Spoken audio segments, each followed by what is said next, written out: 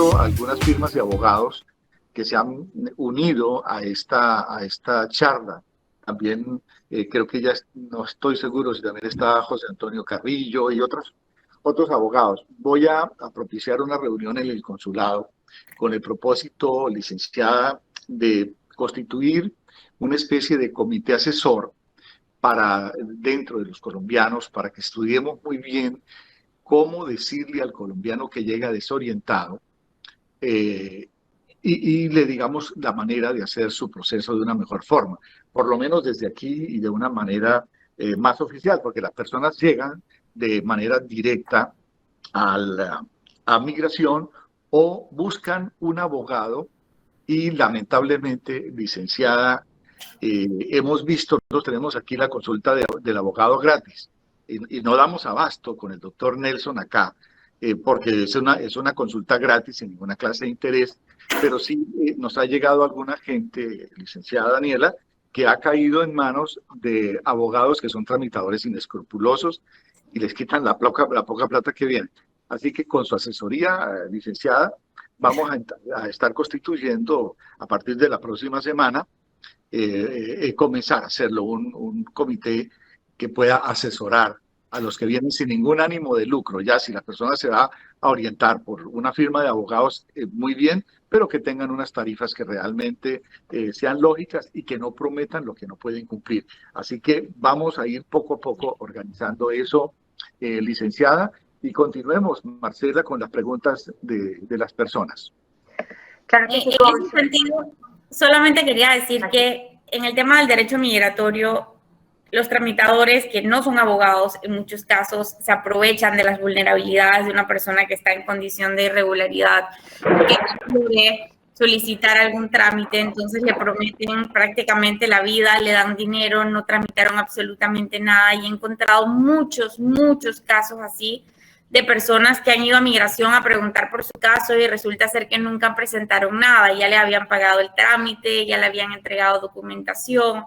Entonces, es muy importante cerciorarse de que la persona que realmente va a asesorarle sea una persona idónea, sea una persona conocedora del tema y así de alguna otra manera estaríamos evitando caer en manos de pues estafadores, tramitadores que realmente no tienen un buen propósito y pudieran pues conseguir la regularización de una manera pues más correcta y conociendo mejor y con un mejor acompañamiento durante todo el proceso. Perfecto, doctora. Muchas gracias, licenciada. Hay una pregunta que nos ha llegado muchísimo y es, ¿qué va a pasar con esos residentes del Crisol de Razas? ¿Se va a poder renovar estos permisos y cuál va a ser el proceso para esas personas que ya tienen, digamos, ese permiso vencido y pues ahorita no están dando citas? ¿Cómo se va a poder manejar esa situación? Ok. Este es un tema un poco controversial, pero Panamá siempre pues ha sido muy tajante en el tema de que debemos mantener la estabilidad jurídica de todas las personas que de alguna otra manera ya tienen un proceso de regularización migratoria general o extraordinaria. Aquellas personas que mantienen un carnet por 2 años, por 6 años, por 10 años. Entonces, toda persona que tiene vencido o está próximo a vencer va a poder renovar su proceso. Actualmente, pues, está vigente y todas las renovaciones se pueden dar sin ningún inconveniente, pues asistiendo a la sede del Servicio Nacional de Migración, cumpliendo con los requisitos establecidos, pagando la tasa gubernamental, que creo que para la nacionalidad de Colombia, pues son 517, 512. Y sí, se va a seguir brindando pues las renovaciones que se tengan que dar para aquellas personas que ya han optado por eso. Inclusive actualmente el decreto ejecutivo 249 que da la residencia permanente, pues se mantiene vigente. De momento se está evaluando a nivel del Ejecutivo, pues cuál va a ser el destino de estas personas que ya tienen 6, 8 y hasta 10 años bajo estos procesos, pero sin ningún, o sea, no se van a quedar desamparados, no se van a quedar en una condición de irregularidad, sino que se le va a tener que buscar una solución, pues, que beneficie al país, que no los afecte a ellos y que de alguna otra manera, pues, podamos cumplir con las medidas de seguridad. Entonces es importante, pues, acudir a la institución y poder actualizar los datos y poder validar, pues, cuáles son los requisitos. Cuando, si ya estás pronto a vencer, ve al Servicio Nacional de Migración, solicita la documentación, acude a un abogado, porque ahora los procesos sí son y requieren tener de un abogado. Entonces eso es algo importante, sobre todo en los procesos de regularización migratoria, tanto general como extraordinaria. Como no requerían de abogado, había muchos tramitadores que supuestamente apoyaban y al final lo que hacían era estafar a estas personas que solicitaban, o simplemente no les daban un buen acompañamiento, no sabían cuáles eran los requisitos, si faltaba un documento no les avisaban. Entonces, ahora que se requiere abogado, pues sí hemos notado que la persona tiene un mejor acompañamiento, los documentos están mejores presentados, los procesos pues están mucho más completos y sí hemos visto eso muy, muy positivo. Si bien es un poco más caro, porque ahora pues, la persona tiene que asumir los costos y los honorarios profesionales del abogado, sí hemos visto que se ha reducido pues este tipo de situaciones que se daban anteriormente. Muchas gracias, licenciada. Hay un par de personas que preguntan cuándo se van a estar activando estas citas, porque hay muchos que han intentado sacar su cita y pues todavía no han tenido la posibilidad. Bueno, las citas para las renovaciones, hay veces que el sistema está caído y simplemente no se puede acceder, pero una vez el sistema se establezca, las citas están disponibles para aquellas personas que están próximas a vencer. O sea que en este caso el consejo para las personas es que estén pendientes y sigan intentando tratar de sacar su cita en la página por el tema que a veces se cae, ¿correcto? Correcto. Bueno, muchísimas gracias. Hay una otra consulta, algo que nos preguntan las personas que están todavía con el tema de las citas. Preguntan si es posible las citas sacarlas personalmente y no esperar a que el sistema funcione, si hay alguna opción de este tipo. No, las citas se tienen que generar directamente a través del sistema, o sea que es online la única manera que se puedan generar. El cónsul don Mario pues ha tenido bastante experiencia y todas las coordinaciones que hemos hecho pues para apoyarlos a retornar. En la gran mayoría de los casos, los privados de libertad quieren retornar a su país de origen, pero sí hay algunos casos pues que su familia está radicada aquí en Panamá y tienen el deseo de poder regularizar su estatus y establecerse aquí junto con ellos. Sí, así es, licenciada. Estos privados de libertad que salen expulsados, estamos precisamente en este momento trabajando con la Asamblea con el propósito, le comento, licenciada, de que quienes han cumplido los 2/3 de la pena puedan tener el mismo beneficio de los nacionales en relación a que se les pueda otorgar el beneficio de casa por casas, puedan viajar a Colombia a reunirse con sus familiares y no propiciaríamos el problema del hacinamiento, sino que estoy trabajando con el IMPEC para que sea simplemente la compra de brazaletes, etcétera, pero son ese tipo de cosas las que hemos venido desarrollando con los privados de la libertad. Tenemos otra pregunta por aquí. ¿Cuál es la forma más fácil para conseguir una residencia con visa de trabajo en Panamá, ya que ahora el crisol de razas desapareció? Ok, realmente para nacionales colombianos a nivel laboral no hay muchas posibilidades y eso, digo, al final del día tengo que ser franca. Tenemos lo que se llama el 10% y el 15%. Son procesos y son permisos de residencia permanentes bajo el 10% del personal ordinario o el 15% del personal especializado. También tenemos los permisos de residencia permanente por extranjero profesional. Esas son como las 3 opciones por razones laborales. La del 10%, pues es personal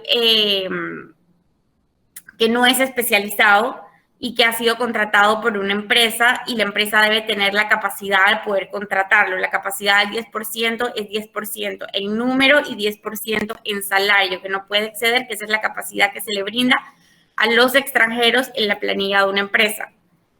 Entonces, estos permisos, lo positivo que tienen es que primero dan un permiso de residencia temporal provisional por 2 años y culminado ese periodo la persona podrá optar por la residencia permanente y después de la residencia permanente es con opción a cédula, o sea que al año pudiese solicitar una naturalización en virtud del acuerdo de reciprocidad que se tiene con Colombia.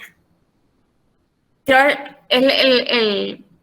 a veces, muchas veces van al consulado, don Mario, a pedir el documento para poder aportarlo a la naturalización. Y el extranjero profesional es un permiso de residencia permanente que en primera instancia no requería ser homologado en la Universidad de Panamá, pero por el número importante pues, de solicitudes que se daban y a veces había muchas estafas y falsificaciones sobre los títulos, se solicitó que tenía que ser debidamente homologado por la Universidad de Panamá o la Universidad Tecnológica, creo que en algunos casos. Entonces, si una persona tiene una profesión que no es restringida, ya sea licenciatura o maestría, pudiese optar por ir a la Universidad de Panamá, homologar el título y entonces solicitar un permiso de residencia permanente, que al final es lo mismo, permiso, primero se lo dan por 2 años provisional y después ya opta por la residencia permanente.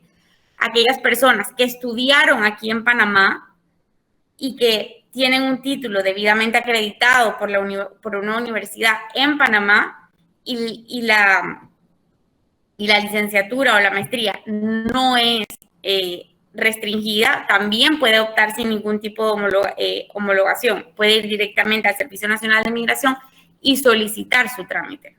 Yo creo que esas son como las 3 opciones pues más claras y puede ser una opción a aquellas personas que tienen una oferta laboral en Panamá, que la empresa tiene la capacidad de contratación. Si eres independiente, pues ese permiso de residencia permanente por extranjero profesional resulta una muy buena opción. Y de momento, pues, es esa.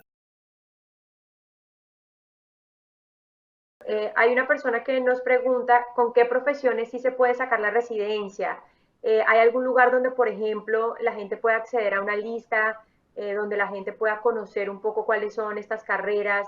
Las carreras, por ejemplo, técnicas en este momento, ¿entrarían ahí también para las personas que quieren sacar alguna residencia? Y me imagino que ahora, como hemos entrado también un poco, licenciada, en la virtualidad, definitivamente hacer una carrera virtual en este caso, no, me imagino que no tendría también esa opción de sacar esa residencia, o cómo se maneja ese tema con el tema de la virtualidad y la presencialidad.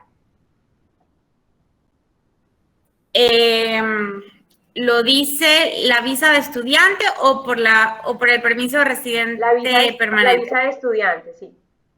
La visa de estudiante es una y las profesiones como para la residencia sería otra. Serían como 2 preguntas. Okay. En cuanto a las profesiones, yo le puedo compartir al señor cónsul el listado de aquellas profesiones que están restringidas, cuestión de que se pueda pues colocar algún tipo de panel informativo o alguna sección donde se pueda las personas informar sobre cuáles son las que permiten, cuáles son las que no permiten. Principalmente se van a poner las que no se permiten, aquellas que están restringidas. O sea que si no sale ahí, se entiende que pues no debe haber ningún inconveniente. En cuanto a las visas estudiantiles, sí es cierto que la mayoría de las universidades en Panamá están en modalidad virtual, o sea que el requisito que se está solicitando es que sea en tiempo completo. Ok. Sí. O sea, tiempo completo en modalidad virtual, pero tiempo completo, ¿sí? Correcto. Y para las carreras técnicas, perdón, cónsul. Sí, una persona que estudió arquitectura, que es una carrera restringida en este momento, ¿cómo, o sea, puede optar, por ejemplo, por una visa de profesional extranjero, a pesar de que no puede ejercer esa profesión? Bueno, ese tema, desafortunadamente yo creo que si estudiaste arquitectura, habría que evaluarlo porque si se le da un permiso de residencia, posiblemente va a tener problemas a la hora de optar por un permiso de trabajo, porque el título por el cual obtuvo un permiso de residencia es arquitectura y la arquitectura está pues restringida según la ley en Panamá. Entonces, yo creo que quizá a nivel migratorio no hubiese un inconveniente, pero a nivel laboral va a tener inconvenientes para poder solicitar un permiso de trabajo. Sí, no, la pregunta de ella es básicamente a nivel migratorio. Sí, yo creo que a nivel migratorio, pues se pudiese evaluar, tendría que verificar con asesoría legal cuál es el criterio que están teniendo en estos casos, sobre todo por una persona que estudió arquitectura en Panamá. Panamá. No es que va a homologar el título, sino que es una persona que pues ha estudiado aquí en territorio nacional y que ha tenido, creo que pues en ese caso había tenido visas estudiantiles o algún otro proceso y que ahora pues quiere formalizar y seguir pues vinculado con Panamá. Perfecto. Acá tenemos otra pregunta. ¿Es un colombiano con cédula necesita permiso de trabajo con cédula panameña ya? Ok. Tener una cédula no tiene nada que ver con la autorización para laborar en territorio nacional. La cédula es un carnet de residente permanente emitido por el Tribunal Electoral e indica que la persona tiene un proceso migratorio de carácter permanente en nuestro país, pero tú puedes tener perfectamente cédula y no poder optar por un permiso de trabajo o tu categoría no permite tener un permiso de trabajo. Todas las autorizaciones se emiten únicamente por el Ministerio de Trabajo, quienes son los que tienen la competencia sobre las autorizaciones o no en los extranjeros para poder laborar.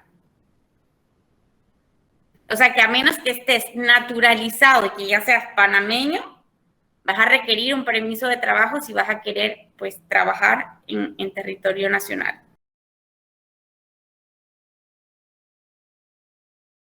Por aquí tenemos otra pregunta, y yo creo que esa es bastante frecuente para nosotros, y es, si se ha estado ilegal durante 5 años en Panamá, ¿eso cuenta para acceder de pronto en algún momento a una residencia permanente o a una naturalización? No. La contabilización para la naturalización o los permisos de residencia van con los procesos migratorios regulares y que la persona haya estado regular en el país. Es decir, para poder optar por la naturalización, en el caso de si eres colombiano, tienes que haber estado 1 año con un permiso de residencia permanente. O sea que vas a empezar a contar el año desde la fecha que sale en la resolución. Si a mí me emitieron la resolución un 24 de junio del 2021, el 24 de junio del 2022, yo tuviese la posibilidad de optar por la naturalización panameña.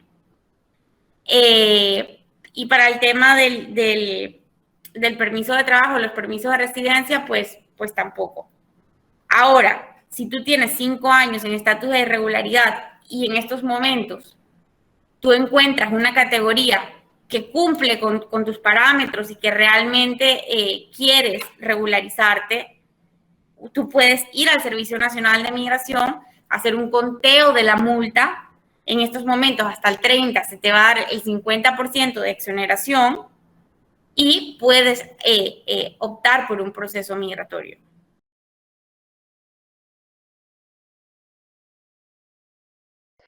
Tenemos una pregunta de la señora Margarita Álvarez. Buenas tardes, soy residente en Panamá, tengo crisol de raza ya hace más de 6 años. Mi último carnet vence en septiembre, pero yo deseo renunciar a esa visa para aplicar a reagrupación familiar con hijo panameño de 9 años. Tengo varias consultas. ¿Qué es lo primero que debo hacer? ¿Debo pedir una cita online? ¿El costo de esa visa bajaría de precio dado que está más costosa que el crisol? ¿Qué tanto se demora el permiso de trabajo con esa visa? El tema de las citas es únicamente para los procesos extraordinarios de regularización migratoria. Si una persona quiere optar por un permiso de residencia, ya sea temporal, ya sea permanente, en calidad de reagrupación familiar por tener un hijo panameño mayor de 5 años, únicamente debe completar los requisitos en compañía de un abogado, porque es el abogado el que debe presentar el expediente ante el Servicio Nacional de Migración. Una vez completados los requisitos, el abogado presenta y entonces se le va a dar un carnet de trámite por 6 meses. Y aproximadamente a los 2-3 meses, según tienen que estar verificando en el sistema con el número de trámite, cuando ya salga notificación, entonces el abogado tiene que ir a notificarse de la resolución que resuelve la solicitud de residencia y entonces, de ser aprobado, se coordina la cita con el cliente para que vaya a migración y se tome la foto del carnet aprobado por 2 años. Primero va a ser por 2 años y culminado ese periodo, podrá solicitar el permiso de residente permanente.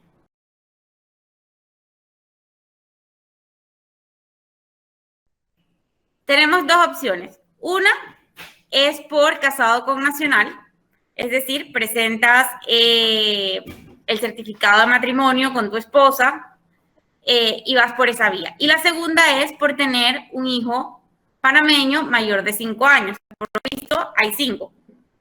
O sea que habría 2 opciones para poder solicitar el permiso de residente permanente. Primero se lo van a dar por 2 y después permanente, pero esas son las 2 vías que tuviesen, pues si no hubiese mayor inconveniente. Entre las 2, yo preferiría el del hijo panameño, porque al final tu hijo va a ser tu hijo, tu marido uno nunca sabe.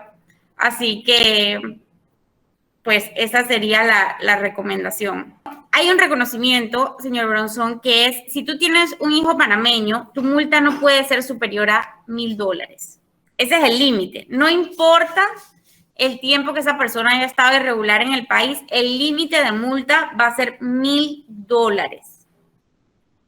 Bueno, inclusive ahora con pandemia pues serían 500. Pero el límite de multa por tener un hijo panameño siempre va a ser $1,000, lo máximo que se le puede cobrar a un extranjero. Ahora, si bien a veces los procesos de residencia permanente uno los mira un poco más costoso, ¿por qué? Porque tiene que pagar los 250 más los 800, ya serían 1,050 más los honorarios profesionales del abogado. A la larga no es tan costoso. No es tan costoso porque eso se paga una vez los 1,050. No tienes que estar renovando. Entonces, si bien a corto plazo uno lo ve como una inversión grande, porque es una inversión grande, mucho más en este contexto de pandemia donde hay pues dificultades económicas en todos los aspectos. Pero regularizarte en estos momentos, pues si tienes esta condición, se hace la inversión y en 2 años ya tienes la residencia permanente. Por aquí tengo otra pregunta y es, en los casos que existan faltas migratorias que imposibilitan la entrada de colombianos en territorio panameño, ¿hay alguna forma de revisar y levantar estos impedimentos de entrada? Ok. Habría que ver cuál fue el motivo por el cual se le puso el levantamiento, el impedimento. En muchos de los casos son porque solicitaron un retorno voluntario, y en aquellos casos de retorno voluntario, pues tiene que ser un abogado el que solicite el levantamiento de impedimento, ya sea que culminó pues el periodo establecido para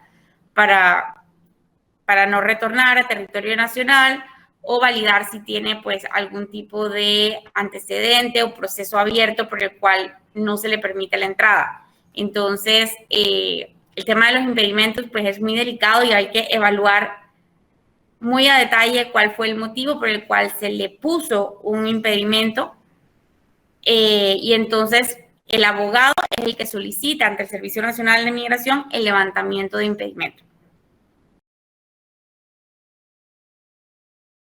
Acá hay otra pregunta Por favor, ¿cómo se opta para una visa humanitaria para personas mayores que fueron negadas en el tema de refugio y no pueden regresar a su país de origen? Ok, en esos casos se tiene que ir directamente al Departamento de Asuntos Humanitarios en el Servicio Nacional de Migración para que sea evaluado por el comité multidisciplinario de nuestra institución, que va pues a determinar la condición de vulnerabilidad que pueda tener esa persona para entonces admitirlo o no al permiso de residencia temporal por razones humanitarias.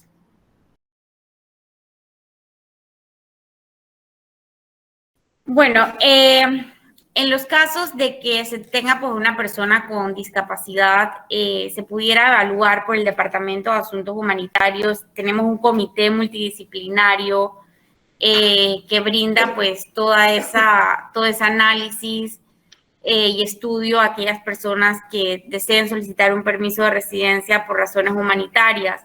Adicionalmente, estas personas, indistintamente de la edad, siempre podrán ser dependientes de uno y se pueden acoger al permiso de residencia de la persona pues, que está al cuidado. Si usted es una persona que tiene un permiso de residencia y tiene a su cuidado una persona discapacitada, vamos a decir que tiene 35 años, sí puede entrar como dependiente por su discapacidad y en eso la ley es clara. Entonces, pues sería buscar la categoría migratoria que cumpla los requisitos, pues que o la búsqueda sea la más óptima para ti y entonces puedes acoger a la persona que tenga la discapacidad, que está bajo tu cuidado y la puedas unir como dependiente.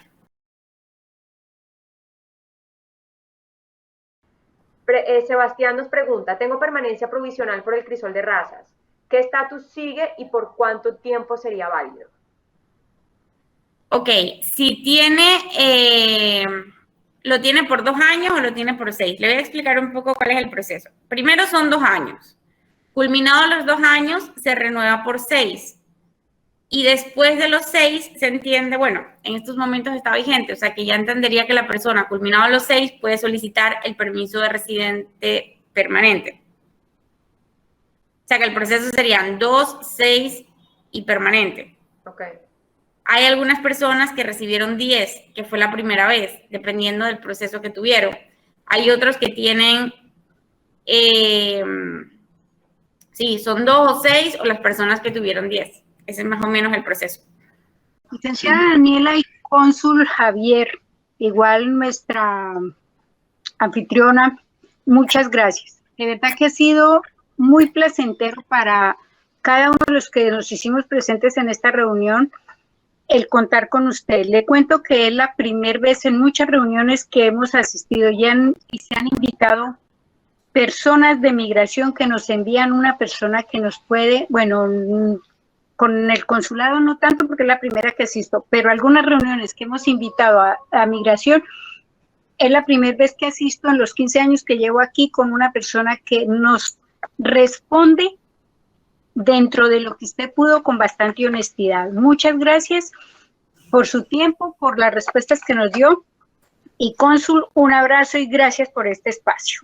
Siempre es bueno intentar cambiar ese concepto que se tiene sobre el Servicio Nacional de Migración. Somos un estamento de seguridad, pero también somos una institución humana que brinda una asistencia humanitaria y tenemos que ver esa parte también de la migración. La migración también tiene un carácter de asistencia humanitaria porque somos personas y todos en algún momento, o sea, ser migrante es duro, salir del país es duro, pero también tenemos que ver de qué manera podemos todos establecer un proceso que beneficie a nosotros como país, que los beneficie a ustedes y que generemos riquezas dentro de este país que es maravilloso y tiene muchísimas posibilidades para todos.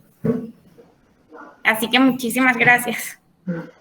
Bueno, licenciada Daniela, nuevamente nuestras gracias y un abrazo para todos los asistentes. Y los esperamos entonces, cada jueves tenemos un espacio parecido. Muy amables. Gracias, Marcela. Feliz tarde. Feliz tarde para todos. Gracias.